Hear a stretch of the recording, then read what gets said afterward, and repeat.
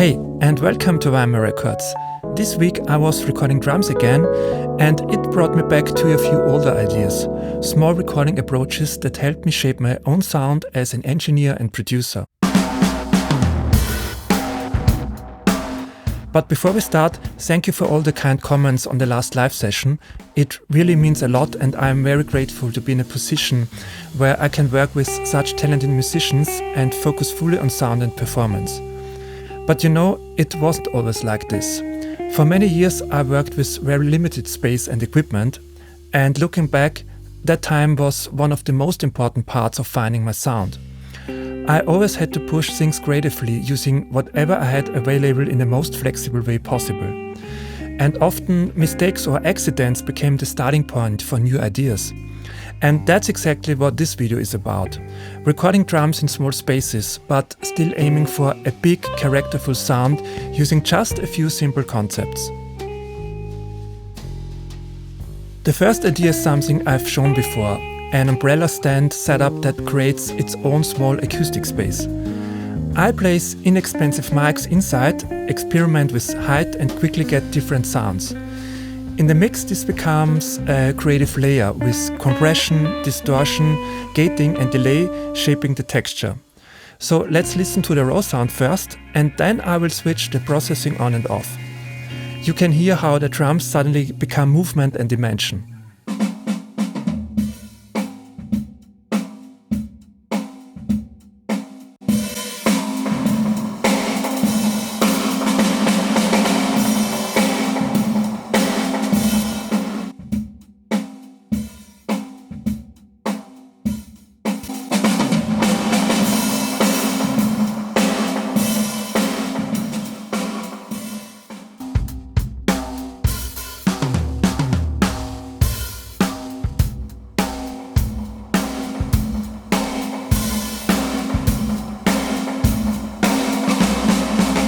The second idea is a mono overhead, but not in a traditional sense. I use overheads to capture the full drum kit, but here the focus is different. It's more about the snare image. The close snare mic gives impact, but while playing, the snare actually feels much more distant. So I placed a mono mic roughly around ear height to capture more of that natural listening position. Inside the DAW I use a simple gate so that mostly the snare comes through. Blending this with the close mic creates a snare sound that feels more complete, not as a replacement for reverb, but as an additional layer of depth. So let's take a listen.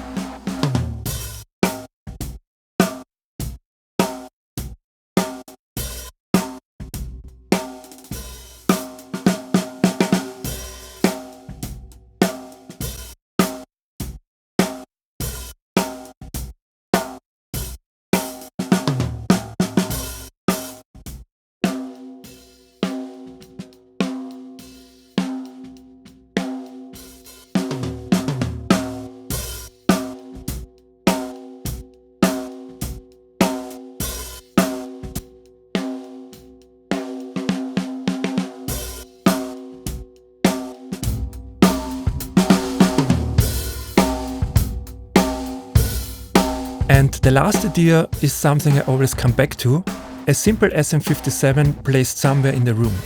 Someone once told me it's always good to have a mono SM57 in your recording setup, and I completely agree.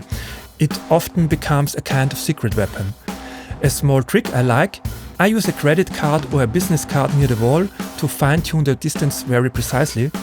The mid-range character of the SM57 has a very unique way of blending into drum recordings and adding extra texture.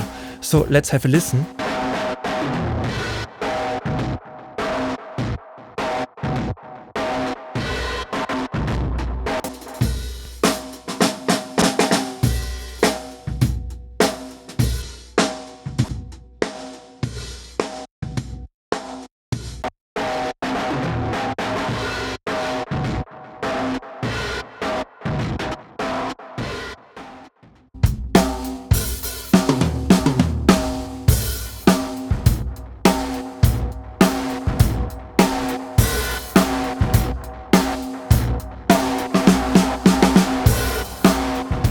So these were a few small ideas for recording drums in tight spaces while still aiming for a big characterful sound.